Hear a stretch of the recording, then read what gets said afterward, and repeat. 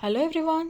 So in this video we are going to discuss about chelating agents and heavy metal poisoning. इस video में हम जानेंगे chelating agents क्या होते हैं और heavy metal poisoning क्या होती है। जैसे कि नाम से पता चल रहा है कि chelating agents is also known as complexing agent and heavy metal से होने वाली जो पॉइजनिंग है उसे हम हेवी मेटल पॉइजनिंग कहते हैं। ओके, और हेवी मेटल्स में आते हैं आपके आयरन, आपके आर्सेनिक, लेड, ये सभी हेवी मेटल्स में की कैटेगरी में आते हैं। तो जब इनका कंजप्शन कोई पर्टिकुलर पर्सन कर लेता है तो उसकी वजह से, इन मेटल्स की वजह से पॉइजनिंग हो जाती है उसकी बॉडी में। तो जब ये मेटल्स बॉडी में प्रेजेंट होता है और आप उसे चिलेटिंग एजेंट दे देते हैं, कॉम्प्लेक्सिंग एजेंट दे देते हैं, तो ये कॉम्प्लेक्सिंग एजेंट क्या करता है, उन मेटल्स के आसपास एक कवरिंग बना लेता है।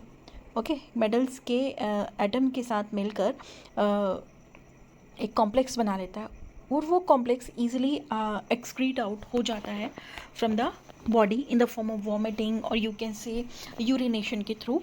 Okay, so chelating agents are molecule that can bind to heavy metal. chelating agent या complexing agents वो molecules या chemical substance होते हैं जो bind हो जाते हैं किससे, heavy metals के molecules के, form stable complexes। अब ये chelating agent and heavy metal मिलकर bind होकर एक stable complex बनाते हैं that can be excreted from the body, जो complex easily excrete out हो जाता है body से।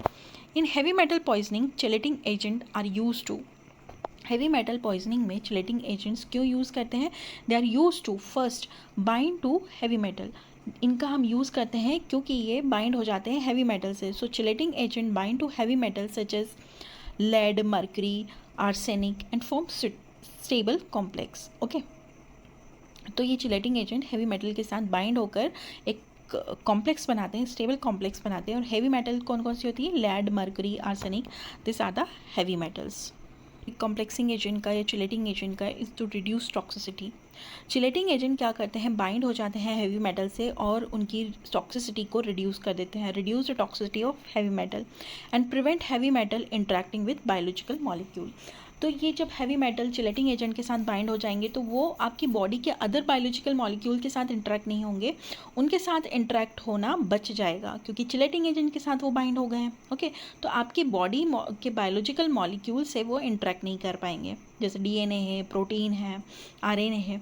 तो जो हेवी मेटल है वो इन बायोलॉजिकल मॉलिक्यूल को डिस्टर्ब ना करते हुए वो चिलेटिंग एजेंट्स के साथ अपना कॉम्प्लेक्स फॉर्म कर लेगी।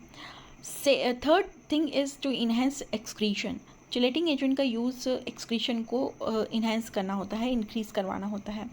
Chelating agent help in excretion. Chelating agent किस में हेल्प करते हैं? एक्सक्रीशन में हेल्प करते हैं of heavy metals from the body through urine और फिसिस।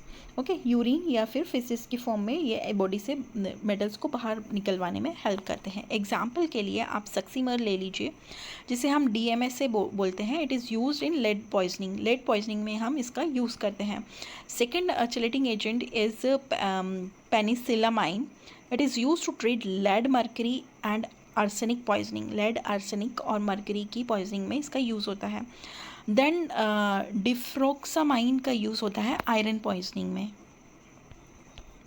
Now come to the benefit of chelation therapy. Chelation therapy या चिलेट का यूज़ करके आप पॉइजनिंग की थेरेपी कर रहे हैं तो उसके क्या बेनिफिट्स हैं?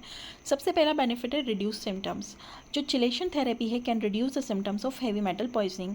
चिलेशन थेरेपी से आप जो चांसेस हैं या सिम्टम्स हैं जो हेवी मेटल की सिम्टम पॉइजनिंग के सिम्टम्स हैं उन्हें आप कम कर सकते हैं, रिड्यूस कर सकते हैं। लाइक एब्डोमिनल पेन है, फटीग है, न्यूरोलॉजिकल प्रॉब्लम्स है, इन्हें हम रिड्यूस कर सकते हैं। Then second benefit is to prevent long term damage.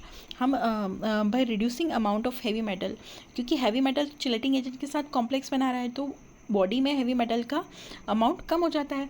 Okay, so chelation की थ्रू हेवी मेटल का बॉडी में अमाउंट कम हो गया है। Now this chelation therapy can prevent long term damage of organ and tissue.